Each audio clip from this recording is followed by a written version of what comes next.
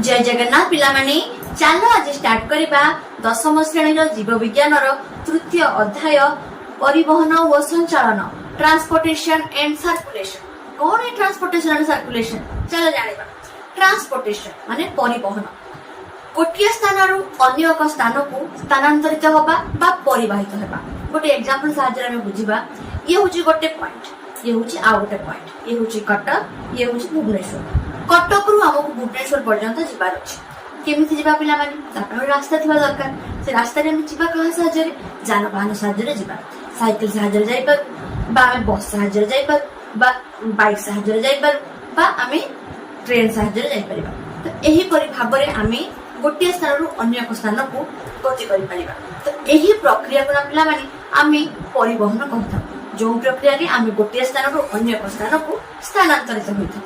तो ए जो परिवहन प्रक्रिया ना पिला माने केतेको कारक द्वारा हमर परिवाहित होला। से कारक गुडी कोन कोन ना रास्ता थिबा द्वारा आमे कोन हलु गोटे स्थान रु अन्य एक स्थान को जाई पारलु। जानवाहन द्वारा मध्ये आमे गोटे स्थान रु अन्य एक स्थान को जिबा पय हमको सहाय्य कले समाने। तो ए जो कारक माने ना पिला माने संचालित हेले। ए कारक मानकर संचालन द्वारा आमे परिवाहित हेलु गोटे स्थान रु अन्य एक स्थान। तो ए परिवहन और संचालन पिला माने इंटर रिलेटेड, गोटे सहित आ गोटे जड़ित होई रही अछि। ठीक अछि पिला माने। तो परिवहन संचालन कोन त माने बुझी पारलो। तो माने जानिसो पिला माने हमर पृथ्वी पृष्ठ रे विभिन्न प्रकार जीव जंतु गछ लता सब रहि छ। वज्र है पे समान खाद्य खाई थांती एवं जल मध्य पी थांती। तो जो खाद्य एवं जल परिवहन और संचालन सहाय्य रे ही गोटिए कोषरु अन्य एक कोष को स्थानांतरित होता है। तो मैंने समस्त जान पिला माने हमर शरीर कोष को नहीं गठित। तो कोष रे ही हमर ए परिवहन संचालन और भाबरे चल रही है। तो मैंने खाद्य खाई थाउ ना पिला माने जल मध्य पी थाउ। तो से खाद्य आम शरीर रे हजम होई थाए, जहा फल रे हमर गोटे स्थान रु अन्य एक स्थान को गोटे अंग रु अन्य एक अंग को खाद्य बा जल स्थानांतरित होता है, जहाँ फल सुस्थ रही था एवं कौन से कार्य करने सक्षम होता। तो परिवहन संचालन पिला माने उभय मनुष्य एवं गछलता बा उद्भिद मान पाखरे देखा जाए। तो प्रथम चलो जानिबा उद्भिद मान पाखरे ए परिवहन संचालन किपरि होछि। चलो जानिबा। साधारणतः पिला माने हम उद्भिद मान शरीर रे जलर परिवहन एवं पोषकर परिवहन होइଥାଏ। तो प्रथम चलो जानिबा जलर परिवहन किपरि होछि। तो मैंने समस्त जान पिला माने उद्भिदर चेर साहाय्य रे मूर्तिकार जल शोषित हुए। तो चेर रही थाए हमर सूक्ष्म सूक्ष्म मूल लवण जे कि एपोकोसी। सी कोन करे ना माटी भीतर को जाई हमर जल को शोषण करी हमको हमर समस्त कोष मान को जोगी थाए। तो ये जो मूल लवण हमर कोष जीवक रही छै। तो मैंने समस्त जान पिला माने हमर कोष रही छै, कोष रे कोष जीवक मध्य रही छै। से कोष जीवक रे माने हमर मूल लवण कोष जीवक रे केतेको धातु लवण रही थाନ୍ତି, केतेको जल रही थाନ୍ତି, आयन्स रही थाନ୍ତି, मिनरल्स रही थाନ୍ତି। ठीक से परि हमर मूर्तिका रे मध्ये धातु लवण रही छथि। सूक्ष्म पोषक, स्थूल पोषक, हमर आयरन, धातु लवण, जल सब रही छथि। तो हमर कोन हुए ना मूर्तिका द्रवणर जो सांद्रता एवं उद्भिदर चेरर मूल लवण कोष जीवकर सांद्रता मध्यरे तारतम्य देखा जाय पिला माने केतेबेले यार सांद्रता अधिक थाए, केतेबेले तार सांद्रता कम थाए बा अधिक थाए। तो सेमानक मध्यरे समानता आनिबा पई हमर दुईटी प्रक्रिया होई पिला माने। तो दुईटी प्रक्रिया कोन पिला माने गोटिए हेउची पारश्रुति, अन्यटी हेउची पिपाचन शक्ति, ऑस्मोसिस एवं मेटाबॉलिक प्रोसेस। कोन कार्य मानकर पिला माने चलो गोटी गोटी करे जानिबा। प्रथम ऑस्मोसिस बा पारश्रुत एही प्रक्रिया कोन होई पिला माने। तो माने समस्त जानते पिला माने मूर्तिका रे हमर जल रही थाए, धातु लवण मध्य रही थांती, केतेको आयन्स रही थांती, सूक्ष्म पोषक स्थूल पोषक मध्य रही थांती। ठीक सही परि हमर चेरर मूल लवण रे मध्य केतेको जल धातु लवण सब रही थांती। तो केतेबेले हमर केतेबेले कोन हुए ना जेतेबेले मूल लवण सांद्रता अधिक थाए एवं मूर्तिका द्रवणर सांद्रता कम थाए। तो हम समस्त जानते पिला माने मूर्तिका रे हमर सब बेले पानी रही थाए, किंतु जेतेबेले ए जो ऑस्मोसिस रे कोन हुए ना अल्प शक्ति खर्च रे उद्भिद जल को संग्रह करथाय। किपरि ना मूल लवण रे हायर कंसंट्रेशन द्रवण थाय। तो से अल्प कंसंट्रेशन रु माने मूर्तिका द्रवण अल्प कंसंट्रेशन रु जल को से संग्रह करथाय। तो जहा पर एटी कोन हो शक्ति हमर खर्च होय ऑटोमेटिकली हमर हायर कंसंट्रेशन लोअर कंसंट्रेशन रु जलटी संग्रह हो जाय थाय एवं सही जल उद्भिद समस्त अंश को परिवाहित होय थाय। ठीक सेपरी विपरीत परिस्थिति कौन हुए माने आमर विपाचन शक्ति रे कौन हुए जेतेबेले मृत्तिका द्रवण जल हाई कंसंट्रेशन रे थाए एवं मूल लम्बरे सांद्रता कम थाए सेतेबेले कौन हुए ना से कम सांद्रता को हायर कंसंट आमर मृत्तिका द्रवण रु जाए जल माने एठी कौन हुए मूल लम्ब को अधिक शक्ति खर्च करिया को पड़े माटी भीतर को जिवा को पड़े जहा फल रे सेठी कौन हुए ना जल शोषित करिया को पड़े एवं जल समस्त कोष मानक पाखु जाई थाए काहेकि ना मूल लम्ब रे कौन सांद्रता कम अछि सेपे से हायर आमर मृत्तिका जो द्रवण अछि सेपे से जल को टाणी थाए ठीक अछि पिला माने तो आमर ऑस्मोसिस रे कौन हुए हायर कंसंट्रेशन और लोअर कंसंट्रेशन को द्रवीभूत द्रवण आमर गति करिवो एवं विभाजन शक्ति कौन हबो लोअर कंसंट्रेशन और हायर कंसंट्रेशन को द्रवण गति करिवो बुझेला पिला माने तो ए जो ऑस्मोसिस रे आमर निष्क्रिय शोषण देखा जाय माने एठी आमर उद्भिद को कोनोसी शक्ति खर्च करिया पई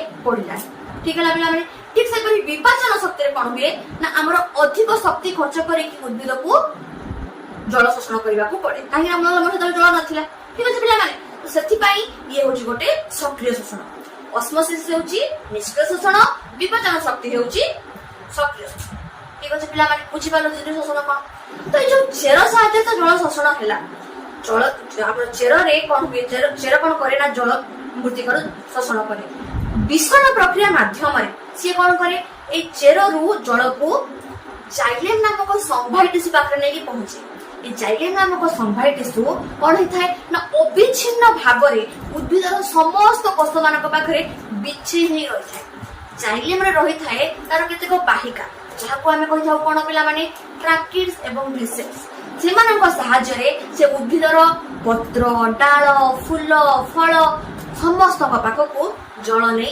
पहुंचे आ गोटे कथा पिला माने हमर जो जाइलेम नामक संभाई टिश्यू ना पिला माने केवल ऊर्ध्वमुखी ही गति करि थाय ठीक अछि पिला माने माने तळु ऊपर जहा फल रे उद्भिदर समस्त कोष मानक पाखरे जल पहुंचे तो छोट छोट उद्भिद मानक पाखरे तो ए जल विषण प्रक्रिया माध्यम जाइलेम पाखको चली गला एवं समस्त कोष मानक पाखरे पहुंचला किंतु जति सब बड़ बड़ उद्भिद माने अछंती लंबा लंबा उद्भिद सब अछंती सेमानक पाखरे कि परि हमर जल पहुंचुछि तो सेठारे कोन हुए ना ट्रांसपिरेशन पूल नामक एक उत्सेदन चाप जनित एक प्रक्रिया देखा जाय प्रथम जन जानिबा उत्सेदन प्रक्रिया तापर हम जानिबा उत्सेदन जनित चाप तो प्रथम जन जानिबा उत्सेदन प्रक्रिया जेते बेले पिला माने हमर उद्भिदर पत्र जल जलीय बाष्प आकार रे वायुमंडल को निर्गत होई थाए ताहा को हमें कहि थाउ उत्सेदन प्रक्रिया बा ट्रांसपिरेशन बुझ पाला पिला माने ट्रांसपिरेशन कोन उद्भिदर पत्र रे थाए छोट छोट रंध्र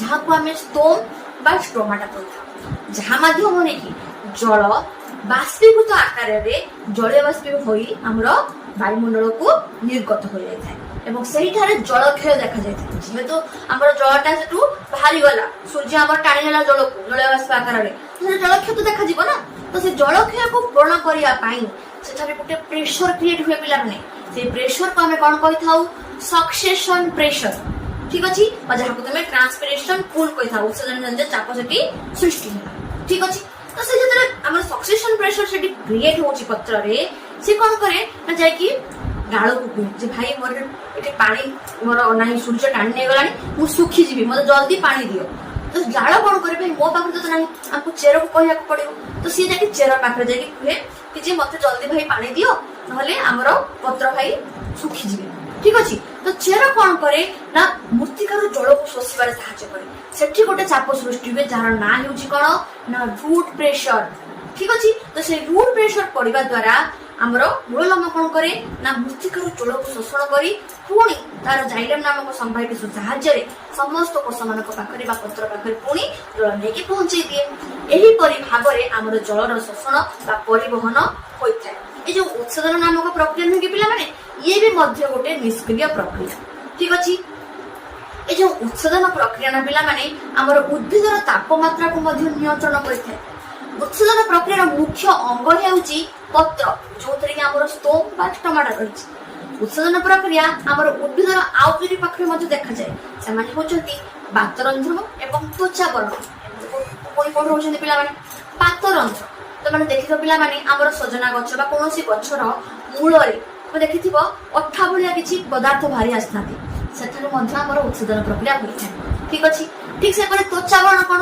ଉଦ୍ଭିଦର ପତ୍ରରେ ତୁମେ ଦେଖିଥିବ ଅଠଳିଆ ଟାଇପର ଗୋଟେ ଆବରଣ ରହିଥାଏ। ସାରୁ ପତ୍ର ଦେଖିବ ପିଲାମାନେ, ତୁମେ ଦଳ ପକେଇ ଦିଅ ସେ ପାଣି ହଲଚଲ ହବ, ପାଣି କଣ ଲାଗେନି ପତ୍ରରେ, ସିଏ ହଉଛି ତ୍ୱଚାବରଣ। ତ ଏଇ ଦୁଇଟି ଜାଗାରେ ମଧ୍ୟ ଆମର କଣ ହୁଏ ନା ଉତ୍ସେଦନ ପ୍ରକ୍ରିୟା ହୋଇଥାଏ। କିନ୍ତୁ ମୁଖ୍ୟ ଅଙ୍ଗ ହେଉଛି ଯୋଉଟା ବେଶୀ ଆମର ଉତ୍ସେଦନ ପ୍ରକ୍ରିୟା ଦେଖାଯାଏ ସେ ହଉଛି ପତ୍ର ବା ଷ୍ଟୋମ୍ ବା ଷ୍ଟୋମାଟାରେ। ଠିକ ଅଛି ପିଲାମାନେ, ପାତରନ୍ଧ୍ର ଏବଂ ତ୍ୱଚାବରଣ ଏମାନଙ୍କ ପାଖରେ ମଧ୍ୟ ଉତ୍ସେଦନ ପ୍ରକ୍ରିୟା ଦେଖାଯାଏ, କିନ୍ତୁ ଏତେ ମାତ୍ରାରେ ଏଠାରେ ଉତ୍ସେଦନ ପ୍ରକ୍ରିୟା ହୋଇନଥାଏ। ଠିକ ଅଛି ପିଲାମାନେ, ତ ଏଇ ଯୋଉ ପାତରନ୍ଧ୍ର ଏବଂ ତ୍ୱଚାବରଣ ପିଲାମାନେ ଦେଖାଯାନ୍ତି କୋଉଠି ନା ଆମର ଟ୍ରଙ୍କରେ ଏବଂ ଷ୍ଟେମ୍ରେ, କେତେକ ଫଳ ମାନଙ୍କ ପାଖରେ ମଧ୍ୟ ଦେଖାଯାଇଥାଏ। ଠିକ ଅଛି। ତ ଏହିପରି ଭାବରେ ଜଳର ପରିବହନ ଆମର ଉଦ୍ଭିଦ ମାନଙ୍କ ଶରୀରରେ ହୋଇଥାଏ। ତ ଏବେ ଚାଲ ଜାଣିବା ପୋଷକର ପରିବହନ କିପରି ହେଉଛି ଉଦ୍ଭିଦ ମାନଙ୍କ ଶରୀରରେ। ମାନେ ସମସ୍ତେ ଜାଣିଛ ପିଲାମାନେ, ଉଦ୍ଭିଦ ହେଉଛି ସୁଭୋଜୀ, ସେ ତାର ନିଜ ଖାଦ୍ୟ ନିଜେ ପ୍ରସ୍ତୁତ କରିଥାଏ ଆଲୋକ ସଂଶ୍ଳେଷଣ ପ୍ରକ୍ରିୟା ସାହାଯ୍ୟରେ। ବାୟୁମଣ୍ଡଳରୁ ଅଙ୍ଗାରକାମ୍ଳ, ସୂର୍ଯ୍ୟାଲୋକ ଏବଂ ମାଟିରୁ ଜଳକୁ ନେଇ ତାର ପତ୍ରରେ ରହିଥାଏ କ୍ଲୋରୋଫିଲ୍ ଅଣୁ, ଯାହା ସାହାଯ୍ୟରେ ସିଏ କଣ କରେ ନା ଖାଦ୍ୟ ପ୍ରସ୍ତୁତ କରିଥାଏ ତାର ପତ୍ରରେ ଆଲୋକ ସଂଶ୍ଳେଷଣ ପ୍ରକ୍ରିୟା ସାହାଯ୍ୟରେ। ତ ପତ୍ରରେ ତ ଖାଦ୍ୟ ପ୍ରସ୍ତୁତ ହେଇଗଲା, ତ ପୁଣି ତ ସମସ୍ତଙ୍କୁ ପଶୁମାନଙ୍କ ପାଖକୁ ଯିବା ଦରକାର, ଡାଳକୁ ଯିବା ଦରକାର, ଆମର ଚେରକୁ ଯିବା ଦରକାର, ଫୁଲକୁ ଯିବା ଦରକାର, ଫଳକୁ ଯିବା ଦରକାର। ତ ଆମର ପତ୍ର କଣ କରେ ନା ଆମର ଉଦ୍ଭିଦରେ ରହିଥାଏ ଫ୍ଲୋଏମ ନାମକ ଏକ ସଂବାହୀ ଟିସୁ। ସେ ଫ୍ଲୋଏମ ନାମକ ସଂବାହୀ ଟିସୁ ଉଦ୍ଭିଦର ସମସ୍ତ କୋଷମାନଙ୍କ ପାଖକୁ ଖାଦ୍ୟ ସ୍ଥାନାନ୍ତରଣ କରିଥାଏ। ଏହି ପ୍ରକ୍ରିୟାକୁ ନା ପିଲାମାନେ ଆମେ ଟ୍ରାନ୍ସଲୋକେସନ ପ୍ରକ୍ରିୟା କହିଥାଉ। ଠିକ ଅଛି ପିଲାମାନେ, ତ ପୋଷକର ସ୍ଥାନାନ୍ତରଣକୁ ଆମେ ଟ୍ରାନ୍ସଲୋକେସନ ପ୍ରୋସେସ କହିଥାଉ। ତମେ ଜାଣିଛ ପିଲାମାନେ, ଏ ଯୋଉ ଫ୍ଲୋଏମ ନାମକ ସଂବାହୀ ଟିସୁ ନୁହେଁ କି ବାଇ ଡିରେକ୍ସନାଲ ଗତି କରେ, ମାନେ ତଳୁ ଉପରକୁ ଉପରୁ ତଳକୁ, ଯାହା ଫଳରେ ଉଦ୍ଭିଦର ସମସ୍ତ କୋଷମାନଙ୍କ ପାଖରେ ମାନେ ତଳକୁ ମଧ୍ୟ ଖାଦ୍ୟ ପହଞ୍ଚି ପାରିଲା, ଉପରକୁ ମଧ୍ୟ ଖାଦ୍ୟ ପହଞ୍ଚି ପାରିଲା, ବେଳେ ବେଳେ ଆମର ପାର୍ଶ୍ୱକୁ ମଧ୍ୟ ଖାଦ୍ୟ ଯାଇଥାଏ। ଠିକ ଅଛି ପିଲାମାନେ, ତ ଆମର ପାର୍ଶ୍ୱ ପରିବହନ ଏବଂ ନିମ୍ନ ପରିବହନ ଫ୍ଲୋଏମ ନାମକ ସଂବାହୀ ଟିସୁ ପାଖରେ ଦେଖାଯାଇଥାଏ। ঊର୍ଧ୍ୱ ପରିବହନ ଦେଖାଯାଇଥାଏ ଜାଇଲେମ ନାମକ ସଂବାହୀ ଟିସୁ ପାଖରେ।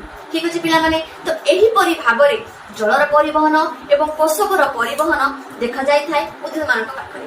ହଁ ପିଲାମାନେ, ସଂଶ୍ଳେଷଣ ଆମର ଉଦ୍ଭିଦର ଯୋଉ ଏଇ ଖାଦ୍ୟ ଯୋଉ ପ୍ରସ୍ତୁତ ହେଉଛି, ସଂଶ୍ଳେଷିତ ହେଉଛି, ତ ସଂଗ୍ରହ ହେଉଥିବା ସ୍ଥାନକୁ ଆମେ ପୋଷକର ଉତ୍ସ ବା ସୋର୍ସ କହିଥାଉ।